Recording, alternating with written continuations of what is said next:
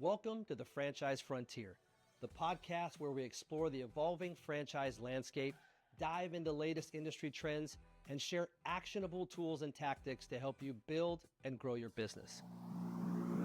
1, 2, 3, 4.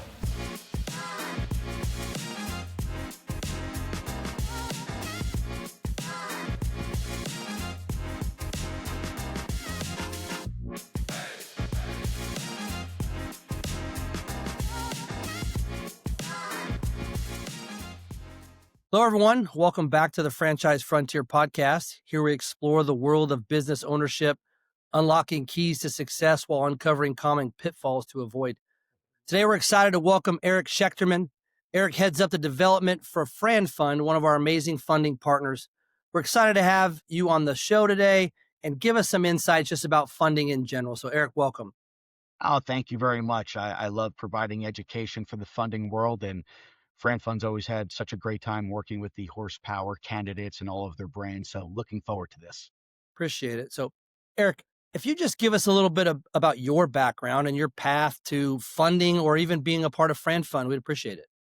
Absolutely. It's actually kind of my favorite part about the funding world is everybody thinks you have to be this expert or it's super complicated.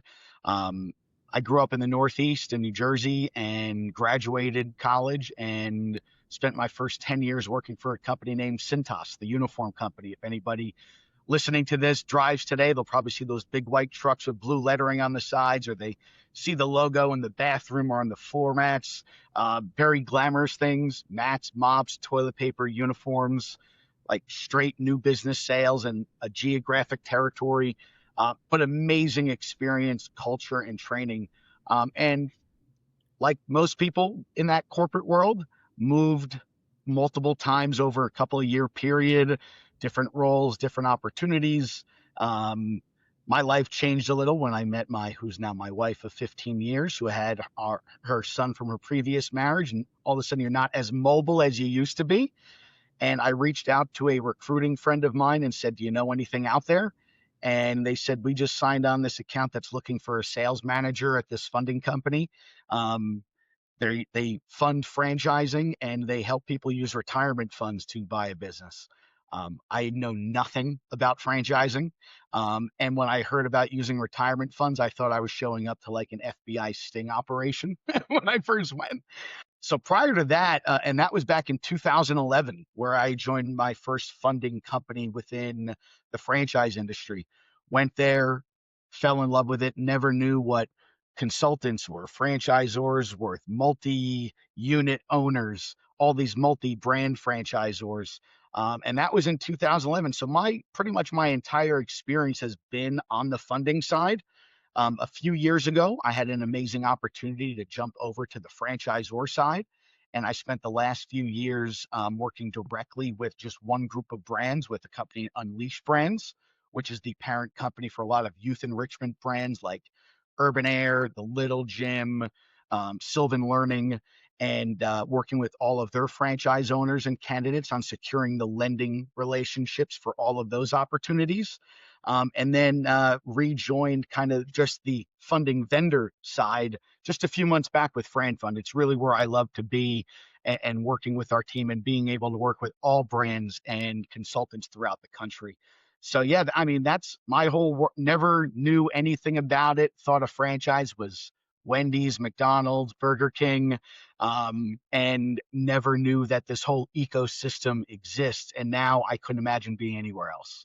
Yeah, absolutely. I think it definitely is a pool that when you jump in, you realize it's a lot deeper and it's a lot bigger than you ever realized.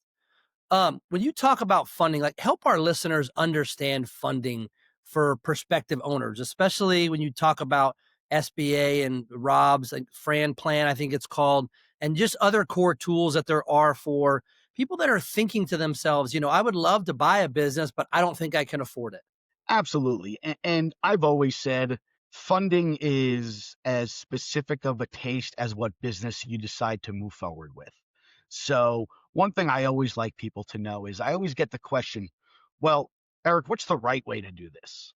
I will tell you in my 15 years of being on the funding side, I've never met anybody that said, I funded it the right way, but this would have been the more right way.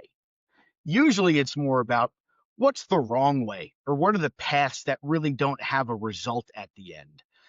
And I think people get so hung up early on how exactly should I fund this? And sometimes people don't even realize when you're deciding to move forward, you don't even know what funding you might need if it's a brick and mortar business, if it's service based, if you're having multiple territories. So it's more about knowing how can you fund it and how many different ways. And that's going to change so many times. I bet you've seen, and so many people will see, the successful franchise owners and business owners, how they funded it 5, 6 years in has probably changed a few times over from refinancing other business lines of credit. But that initial project, there really are some specific ways that we see people usually funding those opportunities. Of course, there's personal cash on hand. I'm just going to self fund it for lack of better words. And then I always like to say, then there's other people's money and borrowing funds through something like a small business loan, like an SBA loan. Um, and I would say the self-funding, people forget too many times that that doesn't just have to come from your personal cash. So there's other forms of, I look at self-funding as home equity, retirement funding, which we can talk about, leveraging your stock portfolio. Either way, that asset that you're using is still yours. You might be borrowing against it, but it's still yours. The borrowing side, the SBA side, in pursuing a loan, that's where you're pursuing someone else's funds in order to do the business. So I would say those are the kind of the core routes is kind of self-funding where I'm using my own assets to fund the business or borrowing funds. And what's fascinating about our business is before you even get into all the different categories, just right in the investment sizes, you will find that there's different appetites. At this level, I might look to self-fund only. Once you get into this, it might be a combination.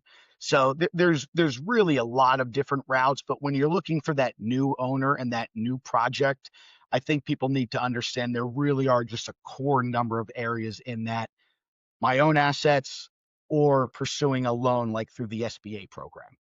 That's a great perspective on that. I know that you said you started in 2011.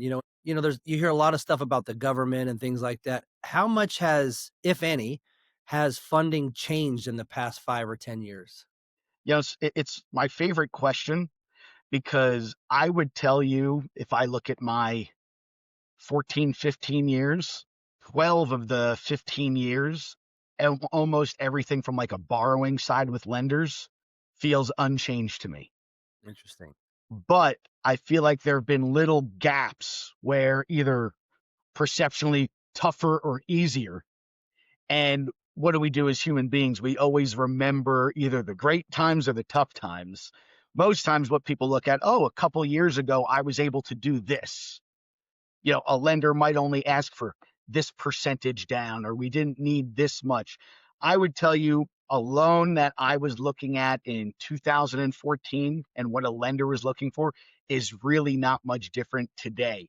It's that probably around 2018 to 2020, those 2 years leading up to COVID, we saw a big kind of credit loosening and appetite explode in the franchise world. And when you see more lenders and more entering, you see kind of more options and looser credit boxes and more options from that side.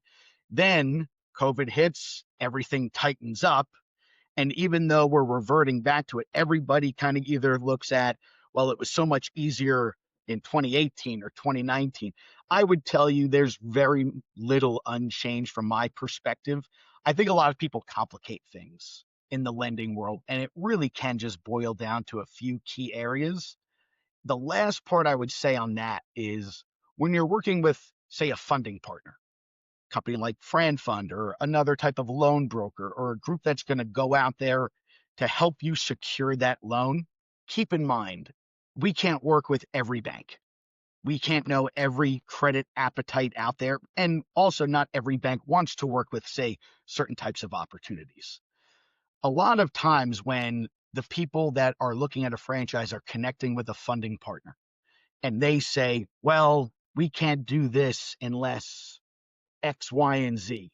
Sometimes that is more of a reflection of what lenders I have access to and what I think I can get done versus what might actually be required. I think the word required.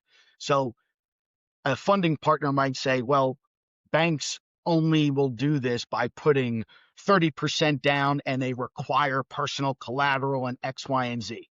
And it's usually really not the case. It might mean the lenders that we work with that I think I can get this deal done are looking for that. But there is no black and white.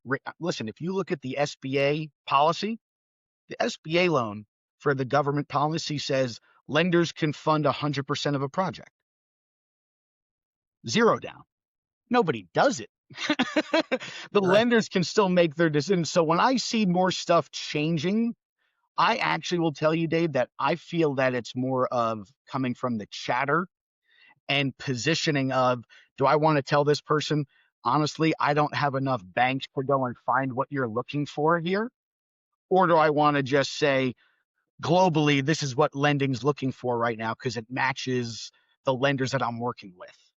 And I think both serve a purpose, but I think sometimes things can be adopted as core policy, and people will say, well, all these things have changed now and SBA lending has changed. I just think that there's more people that help franchisees get loans, and they massage the messaging to kind of support where their best paths are. So when you strip that out of it, an SBA loan today is really not much different than 5, 6, 10 years ago. That's my perspective. Yeah, that's interesting. I mean, again, you would know better than most people. You've been in it. You've kind of seen it from multiple angles. So I appreciate that. When you talk about a couple strategies. I know I read something about on the website about the Fran plan, right? It uses something, 401k, a Rob's rollover. Can you just break that down into like layman's terms and what makes it attractive for certain buyers? So this is my, and I apologize. I get passionate on this plan because I even remember my experience from going from, thinking I was showing up for like an FBI sting operation to realizing not only the impact that this has, but what it really is. Um, and what I mean by that is, number one, when we were talking about funding options, and if anyone takes anything from this call, I'm sure you've seen it with so many of the different brands that you've seen and franchise owners you've worked with. How many people end up buying a business that they never would have looked at by themselves? You know, People think what the business does and they don't think what the owner does sometimes. And then they find these right businesses and realize, oh, I'm not doing this service, I'm managing it. I would say in the funding world, so many people limit themselves on what options are out there purely from a perception side. If we were to ask 10 of the listeners right now, can you use retirement funds to buy a business? 90% of them would say no. And the ones that would say yes would probably say, yeah, you can, but it's probably not a good idea because you're going to pay tax and penalty when I pull funds out of a retirement plan. Because that's what we've been told in our corporate lives from day one. So the Fran plan, which we have it named here at FranFund, but what is more globally known as Rob's funding or rollovers for business startups, which is, in a world of acronyms, my favorite acronym. I've actually met and spoken with the government agencies that oversee the Rob's program many, many years ago. They say it was a pure coincidence that it spelled the word Rob's because we were robbing them of their tax dollars. But that was always the fun joke that I had. But um, I think people make this sound like a cool, unique funding program that's out there. And actually, what I will tell you is this. Most of the listeners, most of the people that have ever looked at utilizing retirement funds have probably already done 90% of what a Rob's funding program is in their corporate life. And here's what I mean by that. So when I first learned about Rob's, I'm coming from Cintas, right? I've got my 401k there. And at my 401k, I have different options. Cintas was a public company, a great investment. I decided that's where I'm going to put my 401k funds. Then I get over to this franchise funding world and learn about this Fran plan and rollovers for business startups. And at first, it does kind of sound like, oh, there's all these different parts to it. But really, when you boil it down, It is no different than the structure and process that I was a part of at Cintas. At Cintas, when I was an employee participating in my company retirement plan and choosing my plan investment to buy Cintas shares, my plan owned the shares, and the money that my plan, my 401k, when I said I'm going to go buy $100,000 of shares, that went right to Cintas's corporate checking account. I didn't lend it to them. They didn't borrow it from me. There was no debt service. I didn't pull it out, and they weren't asking me how to use it or anything else. That was their money to use within their business. And when I started to realize that, not to mention when I leave a job, people can move funds from one plan to another, like another employer to an IRA, and you never pay taxes or penalties. It's really those two key things that make up this idea of rollover funding that allows somebody to use retirement funds in order to fund a business without the tax implications, without the penalty implications. So that money that you've worked hard to accumulate over your corporate career, and we see a lot of people that are leaving corporate to become their own boss and buy a franchise, and sometimes this might be their best liquid asset, but they don't know that it's liquid. And that can be a tremendous resource. So the way this really works, it's really no different, but instead of funding somebody else's business, you're funding your own, where you have a new company that's operating your franchise. Your company has a retirement plan. Well, just like going from one employer to another as the owner of the business, I'm going to be an employee of my company and I could participate in my company's retirement plan. And as a participant, I can take my previous employer funds, funds that I've rolled over to an IRA from other opportunities, and roll those funds into my new employer's plan. And if anyone's ever done that, you know there's no tax implications to do so. Now that once those funds are in my company's plan that I'm participating in, that plan has different investment options. It can purchase traditional stocks, bonds, mutual funds. But of course, what's one of the other investment options going to be? I can buy stock in the company itself. So now, exactly what I did as an employee in my corporate career, I'm just doing in my own business, where I am now choosing as my plan's investment to buy the shares of stock of my corporation. So when I do that, my retirement plan then owns the shares of the company, and the money that my plan used goes directly to my company's corporate checking account as the proceeds of sale of company stock. It's not a loan. It's not an early withdrawal. There's no debt service on this money. It's not reflected as I took it out as personal income. So ultimately, you have your liquid that's sitting in your checking, savings, maybe stock portfolio. And then you have your retirement account, which I would call pre-tax liquid that you can use for a business. So that is what this whole kind of crazy Rob's acronym Fran plan is, but Oh, you would be amazed. My bet would be is, I mean, I can't even name the thousands of customers I've seen in my career that have either funded their business outright with a Rob's funding strategy or used it combined with personal cash or an SBA loan. yeah, I mean, again, like you said, it has more to do with education and people understanding, like, that the way to visualize it, right? Like you said, you're just investing in yourself, investing in your own business with your own money. So that's and you talk about SBA loan. I know I wanna say you guys have a pretty staggering number in terms of success rates for pre-approval for SBA. I mean, like, what makes that possible?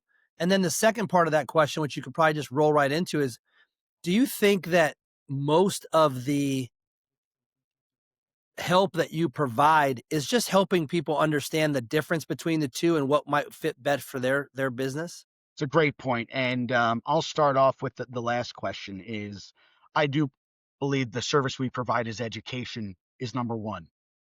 If not, if that education leads to a candidate utilizing a program that we provide and generating revenue for us, that's the second objective. We'll never let number one get in the way of number two.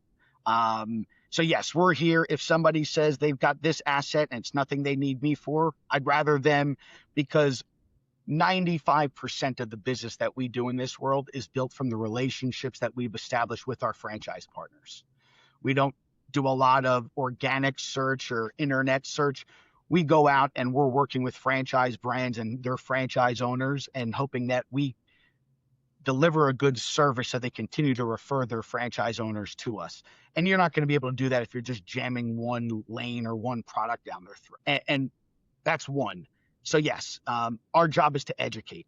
Two, when you're talking about SBA, our success, and what I think people need to realize, there's so much confusion when I talk to people about SBA loans. Number one, the government's not lending you the money. Everyone's like, oh, I'm going to go get an SBA loan. I'm getting a loan from the government. That is not what the SBA is. The SBA's goal is to support, promote, educate, and see the growth of entrepreneurship and business ownership in the United States. They do that through education, support programs, and of course, making sure that there's access to capital. The way they do that is they've gone out to the banks and the lending institutions and said, we want to see you putting more money out there in small business America to lessen the perceived risk you may have with that. We are going to guarantee those loans for you. That's what the SBA loan is. If you think of like an FHA home loan, they're guaranteeing the loan for the lender, therefore making lenders with a larger appetite to go out there and do the loan. The reason that's important is what leads to our success here in helping people secure loans. What I'm telling people there is these are still banks that are doing these loans. Banks are businesses. Banks choose what customers they want to go after, what type of accounts, what type of businesses they want to fund. Not every bank does SBA. Not every bank does franchising. Not every bank that does franchising does the whole world of franchising. So when we talk about success, to me, the ultimate thing, I mean, yes, we help people with business plans and the pro formas and going through the process and pre-qualification. To me, that's still will, that's effort, that's work. The skill is the different part. The skill is knowing all these banks have different appetites. Some banks like chocolate and some banks like vanilla. And you can literally take a phenomenal business plan, a great business, an established franchise. I could take any of your brands. And if I go to a bank that typically focuses on loans that are $1 million and up and big brick and mortar build outs, they're going to pass. Yeah. And what's even worse is they don't say, hey, this just isn't the area that we focus on.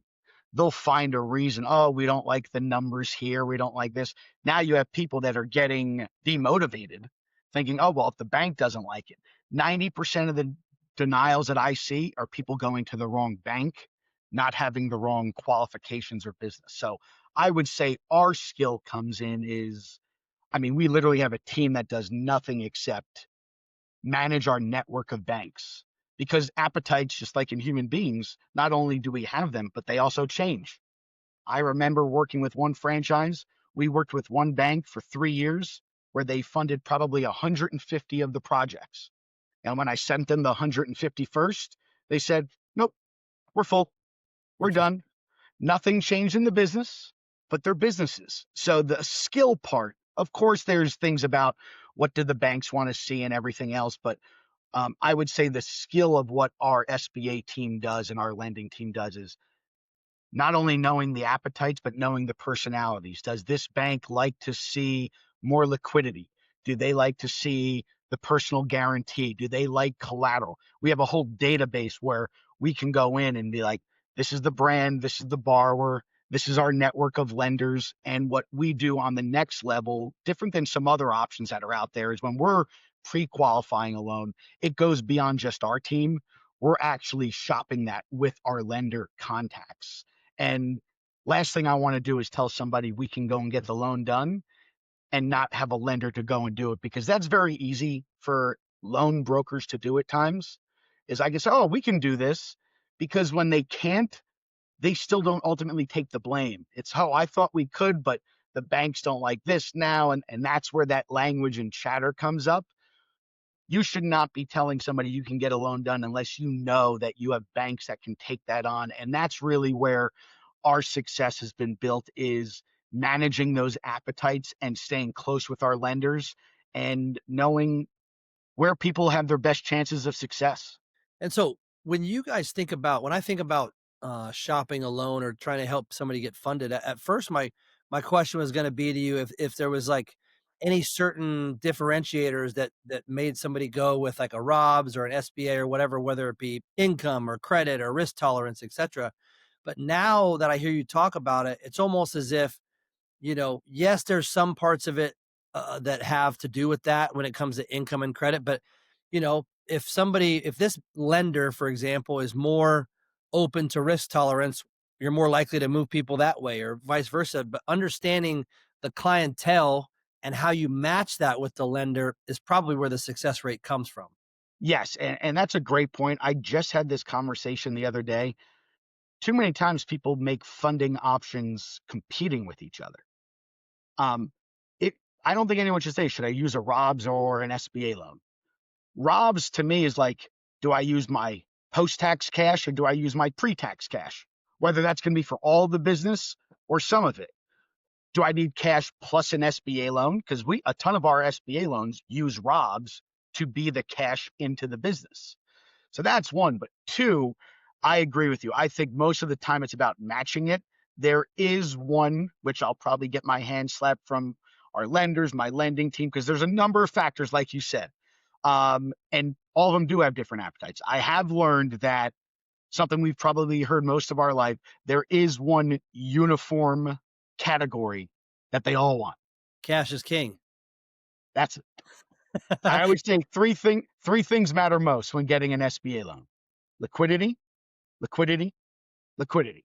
I Absolutely. have When I think back of, if you ask me, make a list of how many deals blew up because of credit, character, background, collateral, this, and that.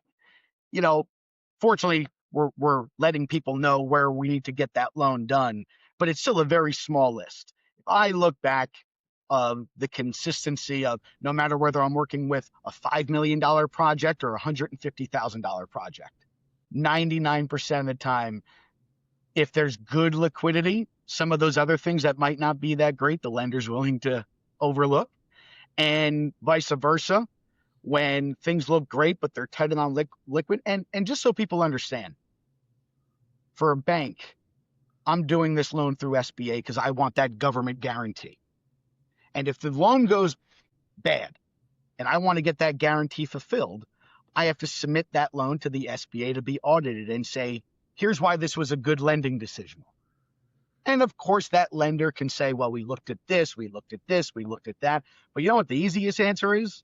Hey, they had enough money where even if it didn't go perfectly, they were going to be able to support the business and the debt service. So they were going to give the business the time it needed to develop the way that it should. To me, that's the ultimate answer. So yeah, Yeah. liquidity will, and that's why the ROBS program has become so popular for people that are also getting an SBA loan. Is there would you say that there's like, again, in the time that you've been in the business, are there some like a common myth or misconception about funding that you just say, guys, this isn't that's just a it's not true. Here's what the reality is. God, there's a long list, but I was one we've already talked about. Um, we know that ROBS can be done, but it also doesn't mean that the entire world does. So when people go to their CPA or they go to the financial advisor, listen, I don't mind if people say, "Hey, I don't have experience with this, so I have to learn about it." But we're all human. Sometimes it's easier to just say, "No, you can't do that." That's one. Two, on kind of the lending side of, banks don't like franchises. That The bank you spoke to might not like a franchise. I mean, True. listen, if you go to the top lenders and the list in the country for small business franchise lending, 8 of the top 10 names you would think I made up. Yes, this isn't the Chases, the Wells Fargos, the Bank of Americas. They'll be the ones that want to refinance your debt in a couple of years when it's on autopilot and printing money and doing well. But the idea that one, franchises and startups are something that people can't get a loan for, that's one. I would say that's more of it, and more importantly, it's people not I'm trying to think of just kind of like blatantly wrong. The SBA side kind of gets thrown around a lot of, how much a lender's willing to fund. Is it 70, 80, 90%? Um, Things about collateral, nothing that's really blatantly wrong, but just some, I mean, listen, I bet half the listeners until we just spoke probably thought I'm literally getting a loan from the government.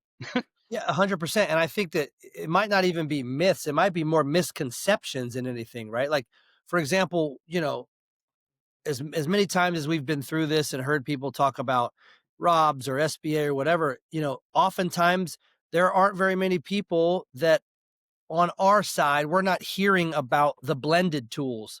They take a little bit of this and they mix it with a little bit of that in terms of SBA and ROBS.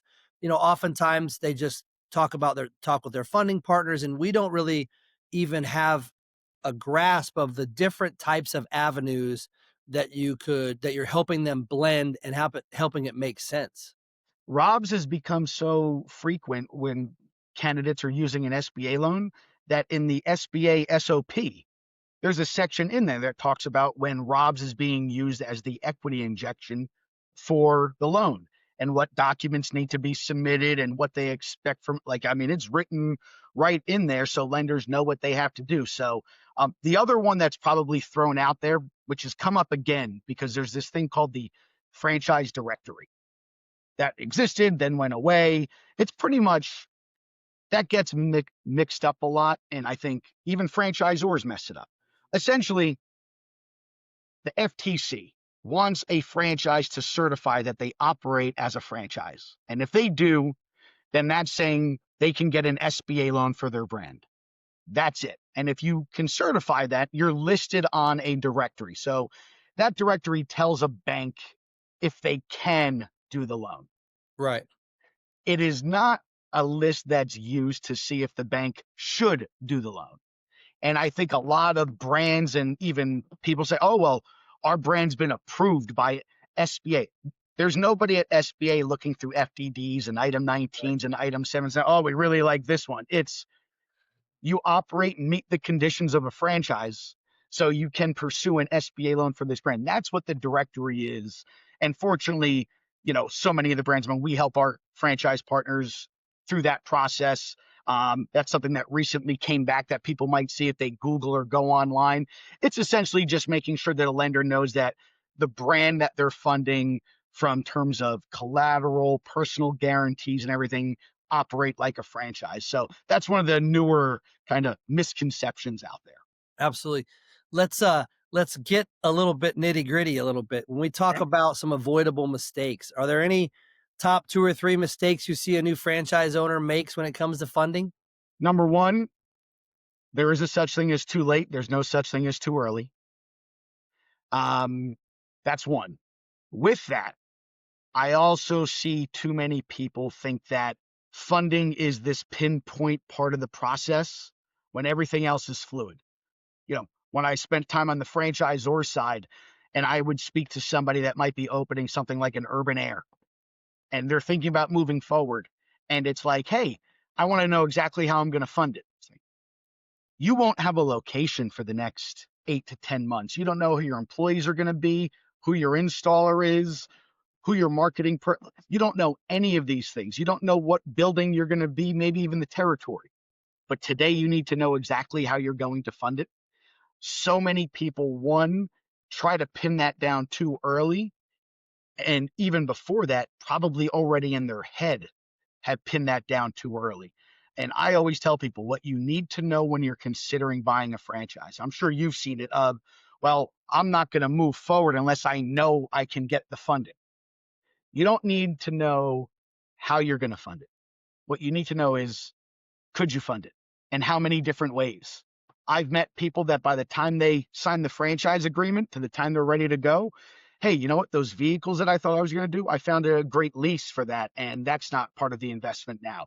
I was able to get a build out and TI money back from the landlord for X. Our equipment was able to be done this way. And if I had already started something down the road too early, so one, you want to look at funding early. But to me, funding is treated too many times like a hurdle to jump over. I think there's an early funding conversation, then a middle conversation, Then there's, am I going to do this and move forward conversation? And now it's, I'm an owner. And now I've gone through training. Now I actually need the money and a conversation there. And I think too many people either because they think it's a final conversation or a one time thing, that's what leads them to also waiting too late because it's like, well, I don't need to look at funding till I know if I'm going to buy this business.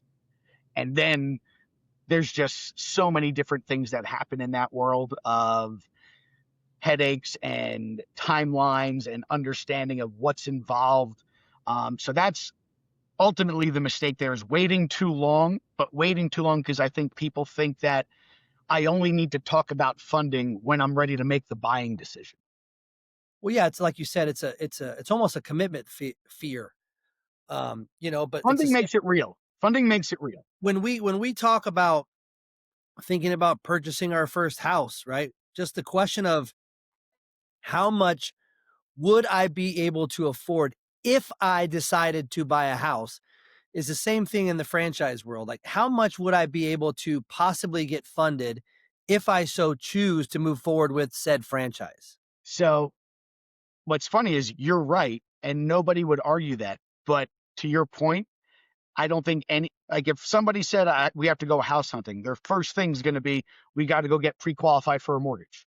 And franchise candidates and people considering buying a brand, hey, we're going to connect you with the funding partner. Oh, I'm not ready for that. I'm not ready for that. It's like, well, Yeah. wait a minute, wait a minute. It seems, and the other part that everyone needs to understand is what these franchise partners, things that horsepower and everything is built.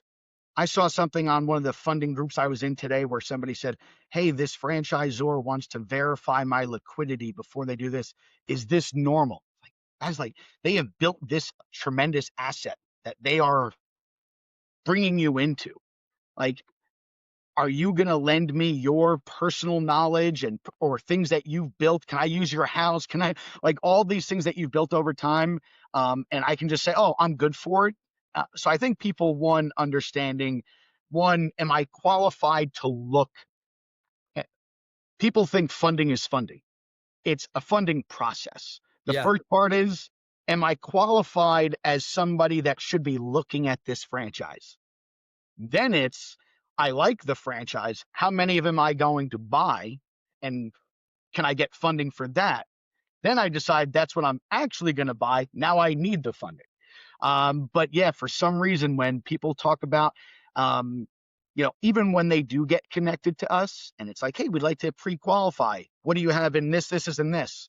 And then you get the flat number. I'm like, nobody has that exact dollar amount in their checking account. Like, you can tell me the real amount. I'm not going to do Yeah. anything, Yeah. so it's that it makes it real. I get it, but um, But the there's a lot to be said for like the way you explained it though. It's like there getting in contact with a lender or a funding partner is just the beginning of the funding process. Just like with the franchisor.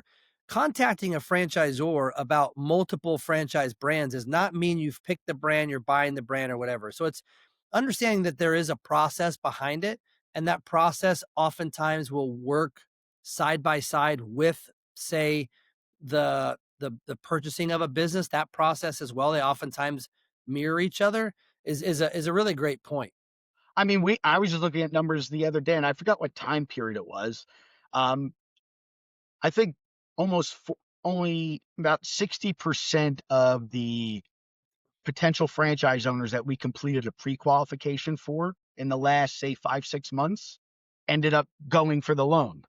And they didn't not go for the loan because they didn't want to work with FranFund or they don't want to get the loan. They didn't buy the business. Right. Like, if they don't buy the business, they don't need the funding partner. That doesn't mean that they didn't want to find out. So if I get 100 people, we're going to speak to 60 of them that we're going to spend time, show them their routes. They're going to have their ideas, but ultimately they've looked at the business. They want to get there. But by the time they get to a decision point, something changes or whatever reason. I mean, you see it on the development side. This is still this is a big decision and it's not going to be right for everybody. But the way to make that decision is to have all the information in front of you, and funding absolutely should be a part of that. Yeah. This next the next thing I was just thinking about, and I'm almost positive I know the answer to this, but I'm interested to hear your take on it. When you talk about people looking into funding, what's one number or expense that people always underestimate when launching a business? I'm trying to think which one I want to say. What was the one? I want to hear what your answer is I was first. gonna say working capital. I was gonna say working capital. I always feel like because again, a lot of that has to do with like the business plan and what really is going to transpire. You know, there's the build out of the business plan, and then people say I'm going to hire a general manager or I'm going to hire this person or that person or whatever that might be. But truly, it's what actually happened that will determine how well that business plan flows, how much it took off or took less, whatever it might be. I always think it's that working capital that when you become a business owner, you have the ability to fluctuate in terms of how many did I hire, who did I hire, what kind of office chairs did I buy, what kind of whatever that might be, right? Employee mindset type thing, and realizing that that number can literally fluctuate at any moment. Yeah, I mean, I would probably agree with you that that's the one. I mean, and it also depends on the business. Like I would say sometimes with brick and mortar businesses, maybe underestimating the different like of you don't have to be in this location for this rent. You could be 5 miles away and do X. But I would say overall, what you had just said, I always make the joke in my 15 years. You know what phone call I've never gotten? Hey, Eric, I got a problem. I started the business with too much money. So that's number one. Now, that being said, what I have seen where, listen, if I'm going in to pursue a loan, I can't just say, well, I want to ask for an extra $100,000 just because I want to. But it even leads back to the question you asked before. One of the biggest misconceptions: making your loans smaller or your business sound less expensive does not appeal to the bank more. People have always thought, well, I don't want to ask for this. First of all, they're doing the same amount of work for a $300,000 loan that they're doing for a $200,000 loan. Right. So what debt service do I want? Two, they they want to see the business succeed. So listen, looking to your point, if you think you're going to hire a sales manager or a general manager from day one, and you could justify it in your plan and not just say I want, just because there might only be 3 months of working capital in the standard structure. But if you can justify why you may seek or look for more and show why, or that's also where something like adding ROBs, like if you don't use it, you don't use it. If you, by the way, on an SBA loan, 95% of the time, you've paid debt service on the money that you've used. So that's why I was telling you when you're going to get an approval, ask for the largest amount. Like you don't say, hey, when I'm looking for a house, what's the smallest house I could buy? What's the biggest? Like, all right, these are cool, but this one, right? And it's again, it's going back to that. So yeah, I think the assumption of and not understanding that when it we've seen so many emerging brands and businesses and franchises, especially with all of your brands, go so well for people when they get started. People don't realize when things are going well, that brings on costs as well. So it might be, hey, we've got a lot of business. I have to go and staff that properly. Uh, Correct. I would say that, and the other part that ties to that completely, which anybody doing any business today, which is different than getting a loan. I am blown away by the number of people that don't realize that when you go and open your business banking account, that you are a commercial account for that local business, for that local bank, and asking for a $30,000 business line of credit or a working capital loan outside of all this other. That's not going to be the bank that does the SBA loan. But when we go to the bank personally, those people that sit in those offices and at those desks, they're not there for Eric Schechterman's checking account. They are that local. So I always say when you're opening up your business banking account, find that local lender, go and open that. And to your point with working capital, why not have, hey, I'm going to be a new business for your bank. I'm a commercial account. Can I get a $25,000 corporate credit card? You'd be amazed how many would say yes, but no one asked for it. So they're not just going to offer it. But that goes to, yes, the working capital side is so huge. And even if it's not working capital, it's stop looking at ways to lessen the investment. It's not, It's not making it look better to the Yeah, bank. lessening the investment is decreasing the value of the business. Yes, yes. Yeah. Yeah, it's, it's always fascinating. It's like, I don't know if it's more of a mental thing of saying, "Hey, I'd rather buy a $200,000 business than a 250,000." Um, but like, all kidding aside, um, if there's been a common situation that I've seen that have created the hurdles, especially in that first 6 to 10 months, it's very rarely been the playbook, the equipment, it's we're out of money. So yeah, working capital is huge, and that's why goes all the way back to know all of your funding options. Like, why am I going to limit? And not only know them all, utilize them. Yes, Yeah. and they don't have to, and they can be used at different times. Yeah. I don't. I could use. Yeah. Another thing I was gonna ask you is there ever a time that you've had a conversation with a prospective business owner, and no matter what happens, the red flag comes up and you go, I'm gonna be honest with you.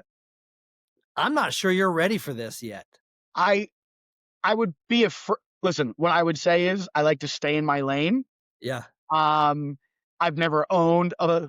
If I haven't done that myself, I think for me saying, listen, there have been times where I've looked at either a brand or a business owner and thought that to my head. And 5 years down the road, that person's become the top franchisee in the system. And I've spoken to other people. I'm like, this person's going to kill it. And it didn't work out. What I will say is there have been times where they say different, they tell the funding partner different things sometimes. And when someone's like, hey, you know what? The interest rate was 8% 2 years ago. Now it's 9%. So I'm not going to do it. And really, what I'll say to that person is, by the way, that SBA loan that's amortized over 10 years, that 1% difference on that $200,000 loan is probably $500 a year of difference in loan payments. If that's why you're saying you're not going to buy the business, let's face it, you were probably not going to buy the business Yeah. You regardless. were looking for a way out from the beginning, right? So those are, if anything, I've had conversations where I could tell when somebody's they're trying to find their exit of the decision, where we're not going to say, now if somebody's just not qualified to pursue a project, we'll tell them, hey, listen, it's just not there. But as far as if they could do it, but I still sense of like, oh, well, I don't like this or I don't like that, or I these would never be reasons you ultimately found a business you wanted and didn't do it. But listen, I mean, sometimes it's easier to point a finger than, than to admit I just don't want to do this. For sure. If somebody was, let's say they were 6 months, 12 months out from business ownership, what should somebody be doing right now to prepare financially? Connect with a funding company. There's no cost. It doesn't cost you anything. They'll work with you. They'll help you understand it. They'll tell you. I mean, listen, I would say that the perfect picture is what we've already mapped out a few times. Yeah. Figure out what you can afford, then go look for the brands. Is there a couple questions along the lines of that like, hey, if you when you contact your funding partner, ask these two questions or ask this question, it'll get you right on the right path to where you're going. Listen, if a good funding partner knows what you have available in liquidity, retirement accounts, stocks, bonds, mutual funds, and your credit score, you should be able to leave that call knowing what business you could buy or should be looking at.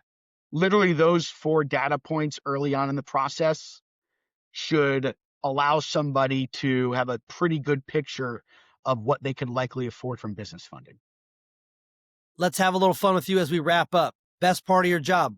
The different types of brands I get to learn about and hear the stories about the founders, the startups, all those things. I'm obviously a bit biased towards your brands. Mr. Skolnick grew up and lives about 15 minutes from me, and watching what he's built on top of everything has been absolutely amazing. But to just meet founders that have not only built something amazing, but then have wanted to help others go and do it, it's those stories, the franchisees that I've met, the people that have exited corporate America and be able to come their own boss, get their children involved. Um, it's That's always been the coolest part. That's incredible. So if someone's listening to this podcast right now, how can people connect with you and the FranFund team if they want to explore options? I mean, the easy thing is go to franfund.com, fill out a form. We actually even have some of those fun little educational tools that people can learn about, funding calculators to get early assessments done. But usually, I would always say is, if you come to our website, you'll get directed right to our funding team. We'll schedule a call, find out what your options are. Or most of the people that we work with are working with the franchise opportunities that they're seeking. And those people should be saying, do you have a funding partner that you've worked with because they know your brand and they know what you're looking for? Because again, who you speak to is as important as what options you have, because if you speak to the wrong place, they might drive you down one option because that's what they provide. But yeah, FranFund, we've got a whole team of consultants and SBA specialists that do nothing but work with potential candidates. And again, there's no cost to speak to us. You're not committed to anything. I just told you before, the percentage of people that we work with that ultimately don't even buy a business, nevertheless need funding from us. But that's the world that we operate in. That's what we love to do. Eric, I appreciate your time and your insight. For everybody, thanks for joining us on the Franchise Frontier podcast. I hope today gave you a clear look into the journey of business ownership and a key factor in business ownership when it comes to funding, and maybe even brought you one step closer to understanding it and finding your why. Until next time, keep exploring what's possible. We'll see you on the next episode.